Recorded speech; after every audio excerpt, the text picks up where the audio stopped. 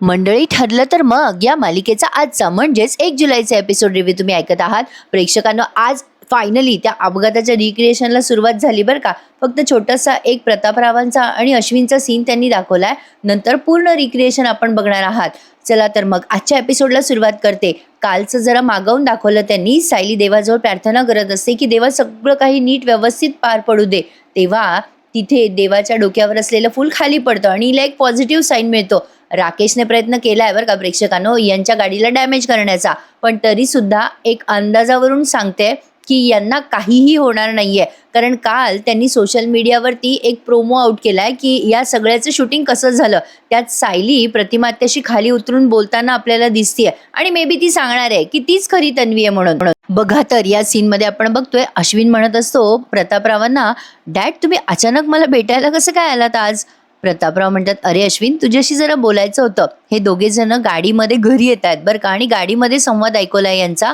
अश्विन म्हणतो, काय डॅड काय झालं, काही प्रॉब्लेम आहे का. प्रतापराव म्हणतात, नाही रे बाबा अश्विन, प्रॉब्लेम कसला. अरे काही प्रॉब्लेम असल्यावरच तुझ्याशी बोलायचं का, बाप म्हणून सहज नाही का गप्पा मारू शकत मी तुझ्याशी. अश्विन म्हणतो, डॅड मला माहिती आहे तुम्ही फक्त गप्पा मारायसाठी नाही आलात माझ्यासोबत, मम्माने तुम्हाला प्रियाबद्दल सगळं सांगितलंय ना डॅड. त्यावर प्रतापराव म्हणतात, हो पण त्याचं मला वाईट वाटलंय बरं का अश्विन. अश्विन म्हणतो, डॅड प्रियाने केलेली सगळीच गोष्ट वाईट असते, त्याचं काय तुम्ही वाईट वाटून घेताय.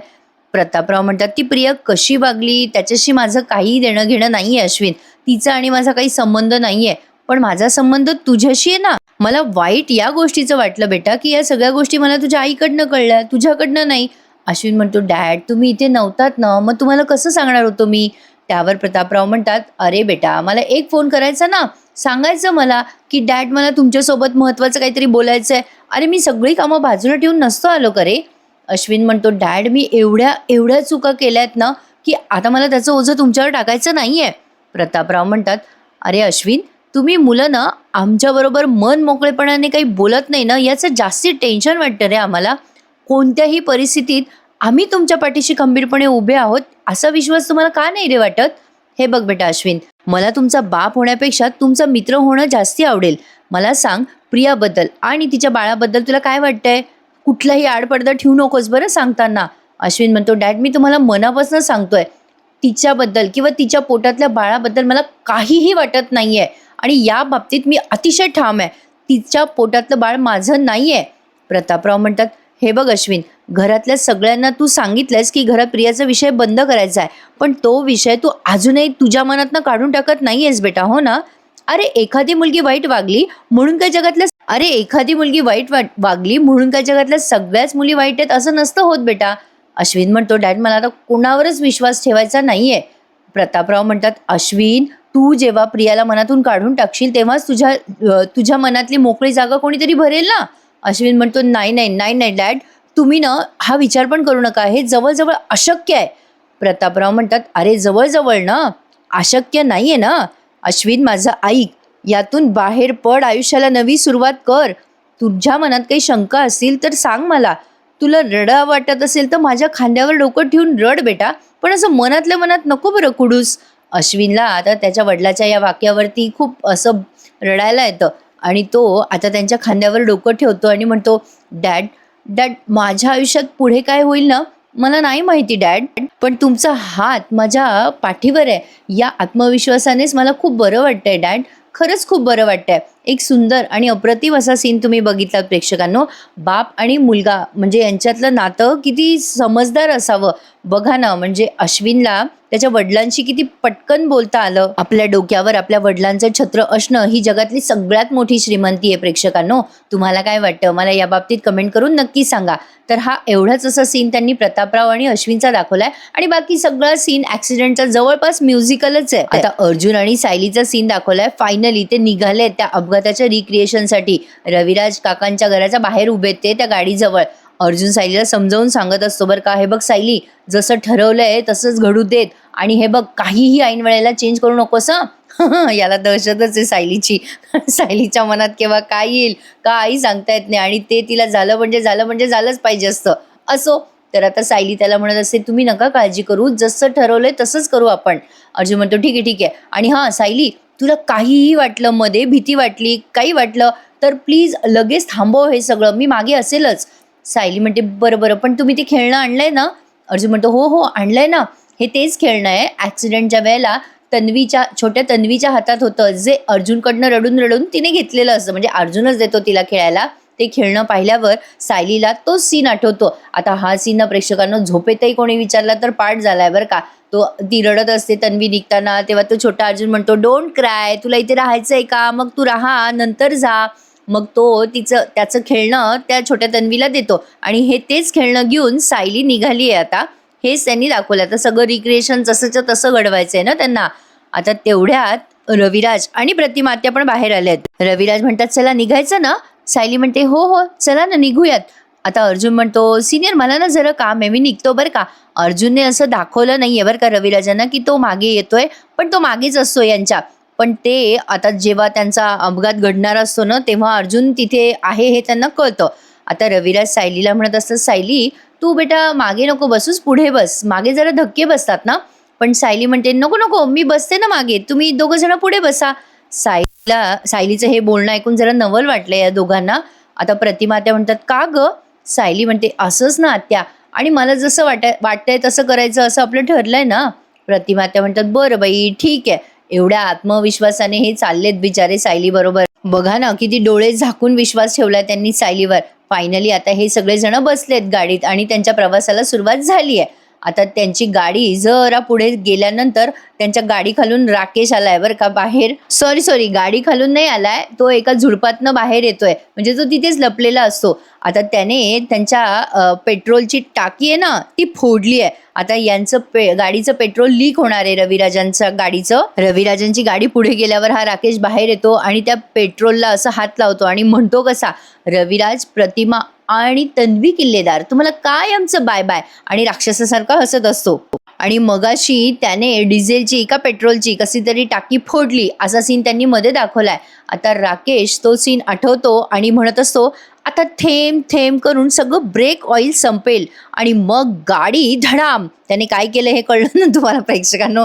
मला काही समजलं नाही, काहीतरी लीक केलं त्याने एवढं कळलं.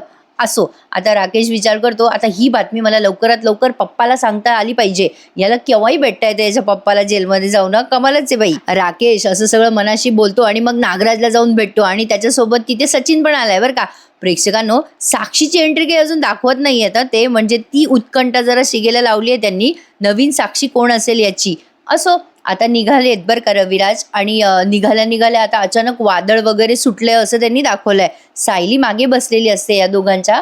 अचानक जोराचा वारा सुटतो. मग रविराज म्हणतात बापरे एवढं वारं काय सुटलंय? प्रतिमा त्या म्हणतात बापरे पाऊस येईल असं वाटतंय. लगेच रविराज म्हणतात अगं पाऊस नाही प्रतिमा, चांगलाच वादळ येणार आहे बघ. म्हणजे हे जरा ड्रॅमॅटिक वाटलं बरं का सगळं बघताना, पण बघताना लय भारी वाटलं बरं का प्रेक्षकांनो. आता अर्जुनही मागेच आहे बरं का. अर्जुन विचार करत असतो बापरे वादळ येतंय, पाऊस येतोय वाटतं, सगळं काही ठीक होईल ना? देवी आई माझ्या बायकोची आणि माझ्या बाळाची रक्षा कर ग. बिचारा अर्जुन टेन्शनमध्ये आहे बरं का. आणि आता मध्येच तुळजाभवानीचा फोटो त्यांनी फ्लॅश केलाय. तर रविराज अगदी नॉर्मल गाडी चालवत असतात बरं का, कमी स्पीडमध्ये. सायलीला ते विचारतात ए बेटा सायली आपल्याला इथूनच पुढे जायचंय ना? सायली म्हणते हो हो याच रस्त्याने पुढे जायचंय काका. मग प्रतिमा त्या म्हणतात सायली अगं नेमकी आपण कुठे जातोय हे तुला आता तरी सांगावं असं वाटतंय का? रविराज म्हणतात अगं प्रतिमा सायली आपल्याला न सांगता घेऊन जाते, म्हणजे ती आपल्याला कुठल्या तरी मंदिरात घेऊन जात असेल. सायली म्हणते हो काका इथल्याच रस्त्याने एक मंदिर आहे, आपण तिकडेच चाललोय. प्रतिमा आत्या म्हणतात अगं सायली वेगळ्या रस्त्याने जाता आलं असतं तर बरं झालं असतं ना. अहो जरा गाडी सावकाश चालवा बरं का या रस्त्यातून. म्हणजे प्रतिमा आत्याच्या लक्षात आलंय बरं का की हाच तो रस्ता आहे ज्या रस्त्याने त्यांचा अपघात झाला होता. मग फायनली यांची गाडी चालू आहे व्यवस्थित. तर फायनली यांची गाडी धकू लागली पुढे पुढे पुढे. इथे मध्येच कल्पनाताई आणि अस्मिताचा सीन घेतलाय. काहीतरी खायला केलंय बरं का यांनी. विमलनी त्यांच्यासाठी काहीतरी खायला आणून ठेवलेलं असतं. तेव्हा अचानक जोराचा वारा सुटतो. कल्पनाताई म्हणतात अरे बापरे हे एवढं काय वारं सुटलंय आज अचानक? विमल म्हणते थांबा हा वहिनी मी दार लावून येते. म्हणजे हे खात असतात ना तेव्हा ते पेपर काहीतरी उडत असतो खाली ठेवलेला, म्हणून त्यांनी दार लावून घेतलेलं आहे. असो, पण आता पूर्णाजीचा मध्येच त्यांनी एक सीन भारी दाखवला बरं का प्रेक्षकांनो. आज बघायला खूप मस्त वाटलं. म्हणजे नेहमीप्रमाणे जशी ते उत्सुकता ताणून धरतात ना तशी उत्सुकता ताणून धरली आहे. आणि मध्ये मध्ये ते ब्रेकचं पेट्रोल लीक होतंय असे सीन पण दाखवले आहेत जेव्हा रविराज गाडी चालवत असतात तेव्हा. आता बघा हा इथून पुढे ढंगचिक ढंगचिक ढंगचिक भरपूर आहे. सायली आता बसली आहे मागे आणि तिला आता त्या अपघाताच्या दिवशीच्या अंधुक्ष अशा आकृत्या दिसायला लागल्यात.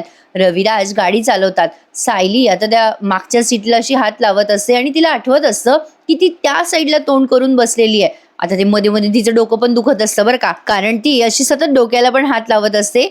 आता ती तो सीन आठवते. तिला आठवतं की ती त्या साईडला तोंड करून बसली आहे आणि ते खेळणं पण तिला आता स्पष्टपणे आठवायला लागतं. आणि इकडे मधुभाऊ पण मध्येच दाखवले बरं का प्रेक्षकांनो. मधुभाऊंना आता ते आठवायला लागतं. सायली त्यांना विचारते ना, सांगा मधुभाऊ, मीच आहे का खरी तन्वी? मधुभाऊ बोला ना मधुभाऊ.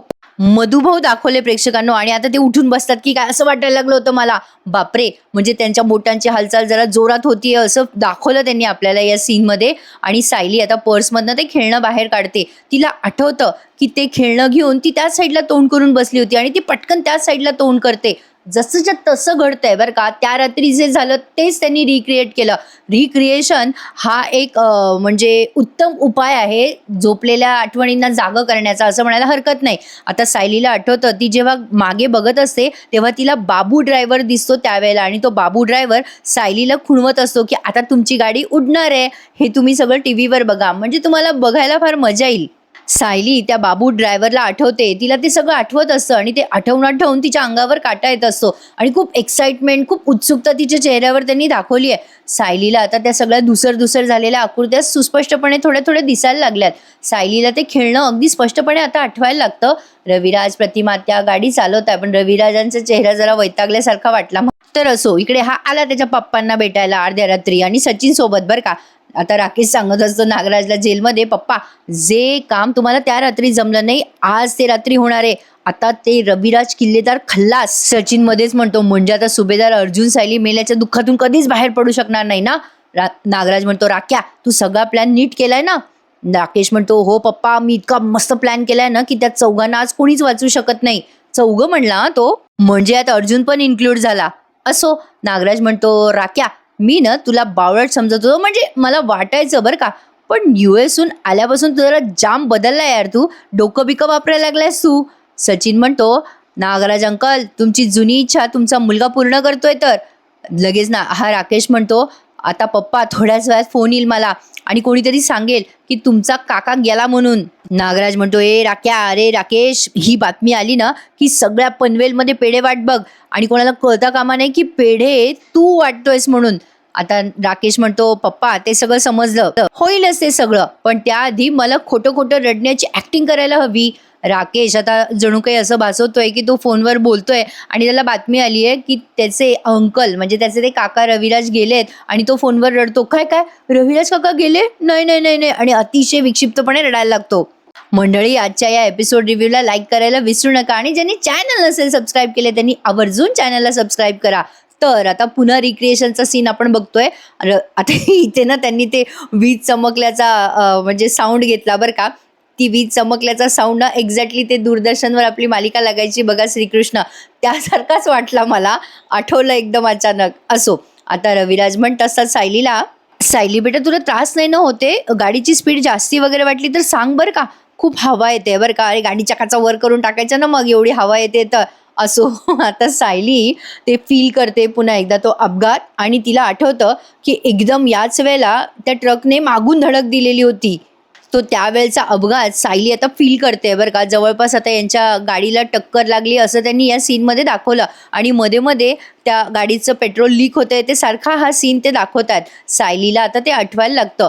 ते अर्जुनने तिच्या गळ्यात घालणं आणि ते त्यांचं तिथून निघणं, ते पुन्हा ते सॅटर्डेवाला सीन तो आठवतोय सायलीला. पण इकडे अचानक पूर्णाजी उठून उभ्या आहेत आणि रडतायत आणि म्हणतात, काय झालं बेटा तन्वी, तू कुठे आहेस? आता पूर्णाजीच्या कानामध्ये आवाज येतोय, मला वाचव पूर्णाजी, अगं मला वाचव. पूर्णाजी खूप अस्वस्थ होत असतात आणि म्हणत असतात, प्रताप, प्रतिमा, अरे कुठे आहात तुम्ही? माझी तन्वी मला दिसत नाहीये, ती मला हाका मारते. रविराज वाचवा माझ्या तन्वीला, ती संकटात आहे. तन्वी तन्वी. म्हणजे आता ते एकमेकांच्या मनाला फील होतं ना असं काहीतरी अशुभे, ते तसं काहीतरी फील करून दिलंय त्यांनी. हे थोडंसं अतिशोक्ती वाटेल तुम्हाला पण खरंच बघायला छान वाटलंय. आता हे सगळं पूर्णाजी झोपेत ओरडत असतात. सगळेजण धावत येतात पूर्णाजीचा आवाज ऐकून. अश्विन, कल्पनाताई, अस्मिता, विमल सगळे आले आहेत. आता पूर्णाजी म्हणतात, तन्वीला वाचवा रे कोणीतरी. आता अश्विन म्हणतो, काय झालं पूर्णाजी? पूर्णाजी म्हणतात, माझी तन्वी ना संकटात आहे. अस्मिता म्हणते, अगं पूर्णाजी, तुला स्वप्न पडलं असेल, शांत हो. पूर्णाजी म्हणतात, नाही नाही, मला स्वप्न पडलं तरी ते वाईट होतं, माझ्या तन्वीला घेऊन या बरं माझ्या समोर. अश्विन म्हणतो, अगं पूर्णाजी, काही नाही झालंय, तुझा डोळा लागला आणि तुला वाईट स्वप्न पडलं. तन्वी नाहीये ग आपल्यासोबत पूर्णाजी, तुला आठवत नाहीये का? मग कल्पनाताई पटकन पाणी देतात पूर्णाजीला. पाणी प्या बरं पूर्णाई, काय झालं, शांत व्हा. पूर्णाजी थोडंसं 2 घोट पाणी पितात, पण तरी पण त्यांना अस्वस्थ वाटत असतं. त्या म्हणत असतात, बापरे, स्वप्न होतं, अभद्र स्वप्न होतं फार. कल्पनाताई म्हणतात, जाऊ द्या पूर्णाई, तुम्ही ना विसरा बरं सगळं हे, शांत व्हा बरं. पूर्णाजी म्हणतात, नाही नाही कल्पना, मला घेऊन चल बरं देवी आई समोर, माझं मन न शांत नाही होणार त्याशिवाय. पूर्णाजीला ते सगळं फील होत असतं बरं का प्रेक्षकांनो. असं होतं कधी कधी आपल्या घरातल्या मोठ्या माणसांना असं फील होत असतं काही वाईट होणारे वगैरे. तर असो, आता पूर्णाजीला कल्पनाताई आणि हे सगळे घेऊन जातात देवासमोर. आज आणि उद्या हा थरार आपल्याला बघायला मिळणार आहे बरं का मंडळी. तर आजचा थरार आपण बराच बघितलाय असं म्हणायला हरकत नाहीये. आता सायलीला ते वाढदिवसाची पार्टी आठवते आणि आता ते सगळे आवाज तिला आठवायला लागलेत. पुन्हा अपघाताचं रिक्रिएशन त्यांनी दाखवलंय आणि सायलीला ती धूसर दिसणारी आकृती आता सुस्पष्टपणे दिसायला लागते. आणि फास्टमध्ये ते सीन दाखवतात ना, ते ढंगचक ढंगचक ढंगचक म्युझिक लावून ते ते ते काहीतरी ऐकवलंय त्यांनी असं, आणि आठवलं बाई तिला सगळं असं त्यांनी दाखवलंय. आणि इथेच त्यांनी या सीनवरती आजचा हा भाग संपवलाय. पण हा सीन बघताना आणि हे म्युझिक लागलं ना की अंगावर काटे येतात बरं का. हे खरं आहे, हेडफोनमध्ये ऐकलं ना की जरा जास्तीच फील होतं. तर असो, आता सायलीला ते आठवतंय, ती वाढदिवसाची पार्टी, सगळं सगळं स्पष्टपणे आठवतंय. आणि याच म्हणजे थरारावरती त्यांनी हा एपिसोड आजचा इथे संपवला. सायलीला अर्जुनचा चेहरा, तिचा चेहरा अगदी स्पष्टपणे आठवलाय आणि तिला कळलंय की तीच खरी तन्वी आहे. चला, या अपघाताच्या रिक्रिएशनमध्ये काही ना काही तर फायदा झाला, काही ना काही काय 100% फायदा झाला असं म्हणायला हरकत नाहीये. आता इथेच आजचा एपिसोड संपला. पुढच्या भागात आपण बघतोय रविराजांचा ब्रेक काही लागेना तेव्हा अर्जुन अस्वस्थ होतो आणि मोठ्याने ओरडत असतो, अरे सिनियर, हँडब्रेक दाब, हँडब्रेक. बहुतेक तरी अर्जुन त्याची गाडी रविराजांच्या गाडीसमोर आणतो की काय कोणास ठाऊक, कारण रविराजांची गाडी काही करता थांबत नाहीये. आणि इकडे सायलीला सगळं काही आठवतं आणि ती म्हणते, मला सगळं आठवतंय, म्हणजे मीच खरी तन्वी आहे. उद्याचा एपिसोड आजच्यापेक्षा लय भारी असणार आहे बरं का मंडळी. चला तर मग भेटूयात उद्या पुन्हा एकदा. आणि हो, जाता जाता पुन्हा एकदा सांगते की सायली, रविराज, प्रतिमात्या यांना काहीही होणार नाहीये. ते सुखरूप आता त्यांच्या घरी पोहोचणार आहे. राकेशचा प्लॅन फ्लॉप होणार आहे. त्यामुळे बघत राहा मंडळी. ठरलं तर मग उद्याचा भाग नक्की बघा आणि आजचा हा भाग तुम्हाला कसा वाटला मला कमेंटमध्ये नक्की कळवायला विसरू नका बरं. भेटूयात उद्या. चला तर मग मंडळी, टेक केअर, धन्यवाद.